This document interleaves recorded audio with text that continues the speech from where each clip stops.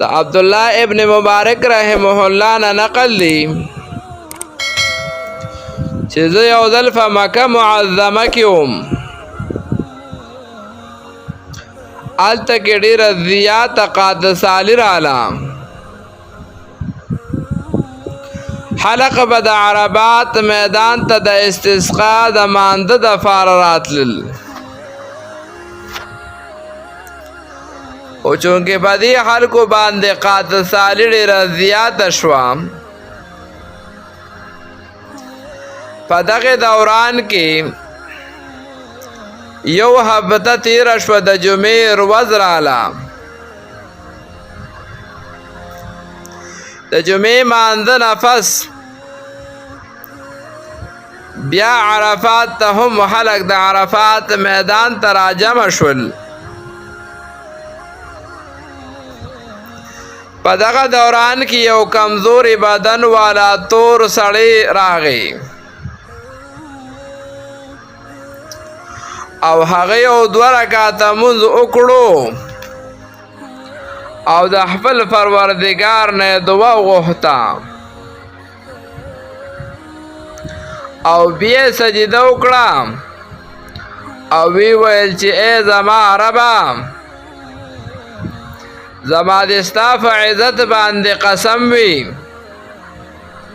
چې تر هغه وخته پورې به د سجدې نه سر اوچت نه کړم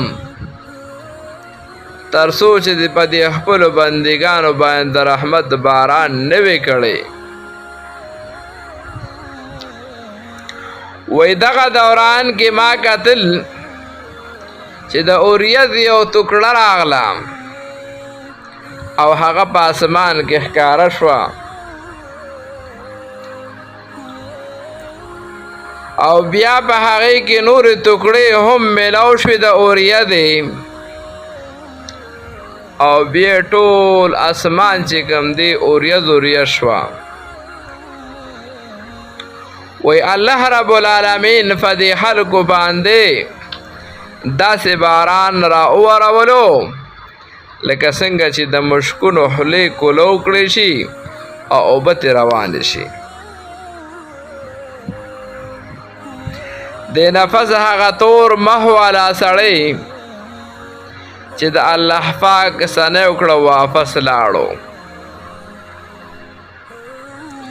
عبدالله ابن مبارک رحمه الله فرمایي چې دا منظر ما کله وکتلو او دا کس کله روان شو نو زه د پسې شاته روان شوم. په تلو کې دی په یو داسې کور باندې ورداخل شو چې هغه ځای د غلامانو د وینځو خرڅولو والا اوسېدو والو. دا چې مې وکتل واپس د هغه ځای نه رالم. شپه مې تېره کړه چې کله سحر شو، سحر مې د ځان سره اشرفې او درهمې واغستې او لاړم هغه دروازې ته.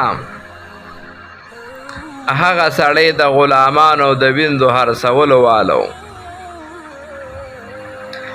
هغه کس سره مې ملاقات وکړو او هغه ته مې وویل چې ما ته د یو غلام اخیستلو ضرورت دی.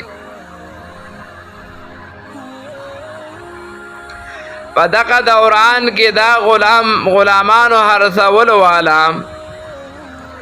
ما ته تقریبا 10 غلامان مخې ته کړل. ما هغه ته وویل چې د دې غلامانو نه علاوه بل غلام شته او که نه؟ هغه وویل چې او یو منحوس پیره غلام بل هم شته چې چا سره خبرې هم نه کوي. ما ورته وویل چې هغه راته هم وښایه. نو سوداګر هم هغه غلام راوستو کوم چې ما لیدلی و. د نفس ما هغه ته وویل چې تا دې په څو اخیستی دی؟ هغه وویل دی په 20 اصرفو اخیستی دی. عبدالله ابن مبارک رحمه الله فرمایي ما ورته وویل چې نه بلکې زه به 20 اصرفې تاله درکړم او دا غلام مال راکا. هغه ورته وویل چې ټیک ده. او غلام یې په عبدالله ابن مبارک رحمه الله وی چې هغه یې په ما باندې حرص کړو او ما د لاس نه ونیولو او د ځان سره مې راوستو. غلام راته ووی ای زما آقا تا زه ولې واخستم؟ زه خو ستا د خدمت طاقت نه لرم. مولا عبدالله ابن مبارک رحمه الله ویل چې ما ورته وویل چې ته ما دې دپاره اخیستې چې ته زما مالک جوړ شي او زه ستا خادم جوړ شم. هغه وویل چې دا ولې کوې؟ هغه عبدالله ابن مبارک رحمه الله ورته وویل چې ما پرون ته لیدلې وې چې تا د الله رب العالمین نه دعا وغوښتله او ستا دعا الله رب العالمین قبوله کړه. دې دپاره ما ستا کرامات عند الله پیژندلې دي.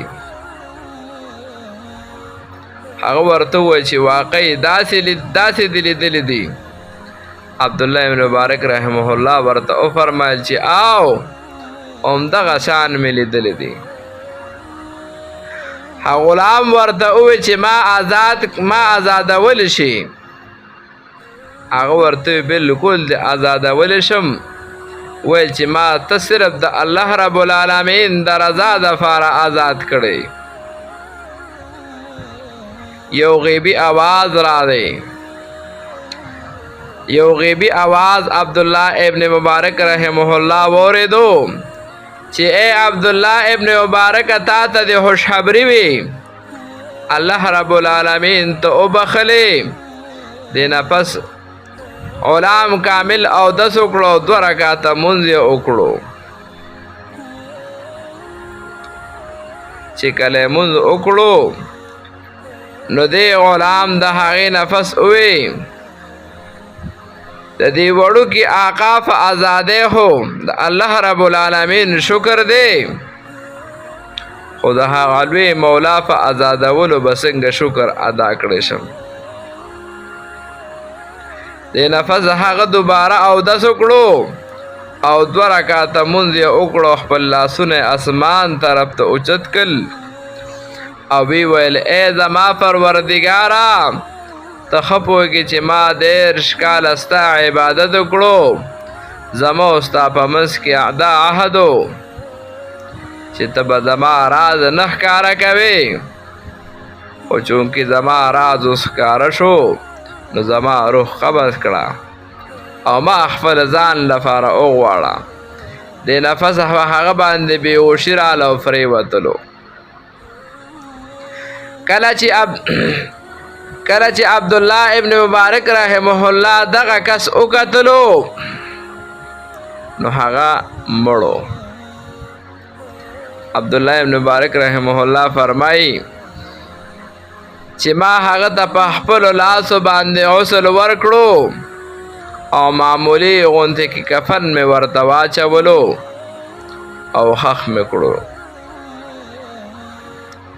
کله چې زه وده شوم نو یو ښایسته بزرګ په ښکلو جامو کې مې ولیدو چې یو ورسره بل بزرګ بوډا هم و، په هغه شکل او جامه کې ورسره و. هغه دواړه د یو بل په اوږو باندې لاسونه ایښودلي وو. ما ته وویل چې ای ابن مبارکه ته د الله رب العالمین نه شرمېږې؟ نو بیا هغې لاړل ما ته تپوس وکړو چې تاسو څوک یې؟ هغې فرمایل زه پیغمبر علیه السلام یم، دا زما پلار حضرت ابراهیم علیه السلام دی. نو ما وویل چې ولې زه د الله رب العالمین نه شرم ونه کړم، حالانکې زه خو ډېر مونځونه کوم.